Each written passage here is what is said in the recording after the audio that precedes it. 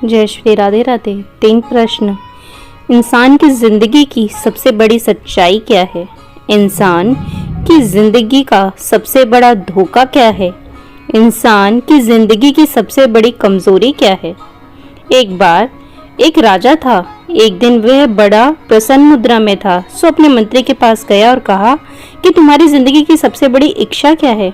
मंत्री शर्मा गया और आंखें नीचे करके बैठ गया। राजा ने कहा, तुम घबराओ मत, तुम अपनी सबसे बड़ी इच्छा बताओ। मंत्री ने राजा से कहा, सरकार, आप इतने बड़े राज्य के मालिक हैं और जब भी मैं देखता हूँ तो मेरे दिल में यह जागृत होती है कि काश मेरे पास इस राज्य का यदि 10वां हिस्सा भी होता तो मैं इस दुनिया का बड़ा खुशनसीब इंसान होता।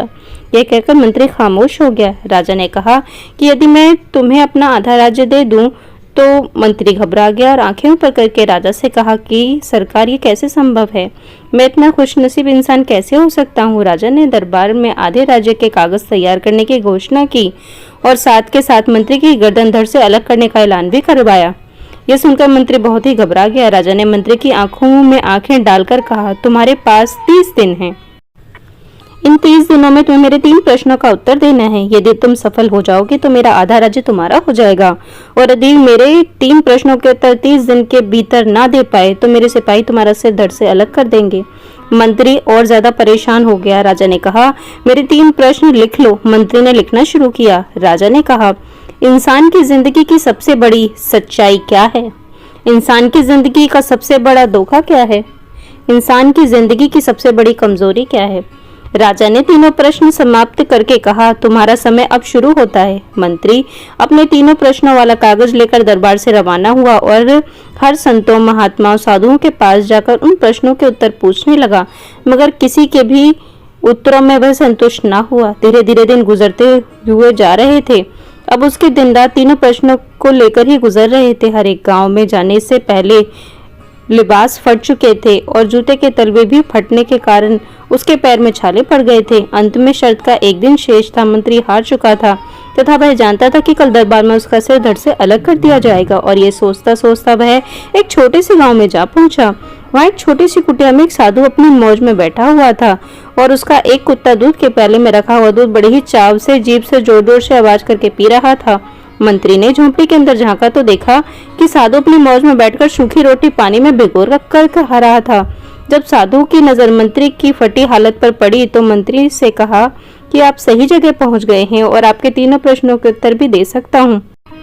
मंत्री हैरान होकर पूछने लगा, आपने कैसे अंदाजा लगाया कि मैं कौन हूँ और क्या है मेरे 3 प्रश्न? साधु ने ऐसी सूखी रोटी कटोरे में रखी और अपना बिस्तरा उठाकर खड़ा हुआ और मंत्री से कहा, अब आप समझ जाएंगे। मंत्री ने झुककर देखा कि उसके वस्त्र वैसे ही थे जैसे राजा उस मंत्री को भेंट दिया करता था। साधु ने मंत्री से कहा कि मैं भी उस राज्य का मंत्री हुआ करता था और राजा से शर्त लगाकर गलती कर बैठा।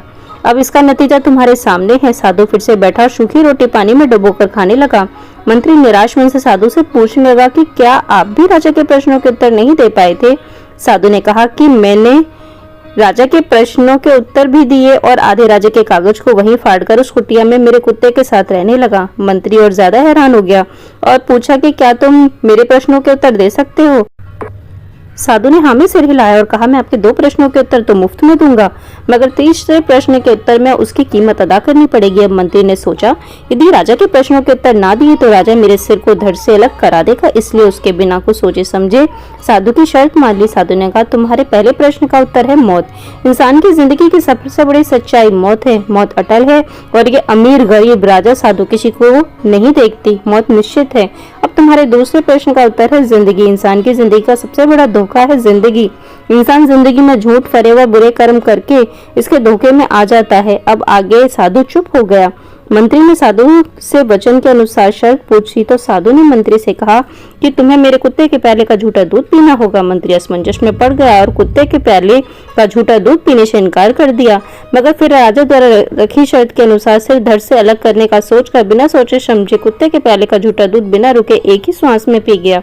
साधु ने उत्तर दिया कि यही तुम्हारे तीसरे प्रश्न का उत्तर है मजबूरी। इंसान की जिंदगी की सबसे बड़ी कमजोरी है मजबूरी।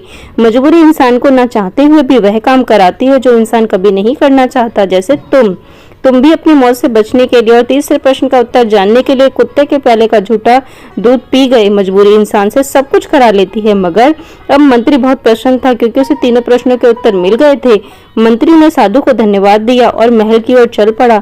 उसके मन के भय के साथ साथ उसकी राज्य पाने की लालसा भी समाप्त हो चुकी थी। महल में पहुंचकर उसने राजा के सभी प्रश्नों का सविस्तार उत्तर देकर राजा की शर्त को पूर्ण किया तथा जब राजा ने उसके आगे आधे राज्य के कागजात रखे तो उन्हें वह भी उसी साधु की भांति फाड़कर राजा से बोला, महाराज, अब मुझ में राज्य को पाने की कोई लालसा नहीं रही है, अतः आप अपना राज्य स्वयं ही संभालिए तथा मुझे इस पदभार से भी मुक्त कर दीजिए।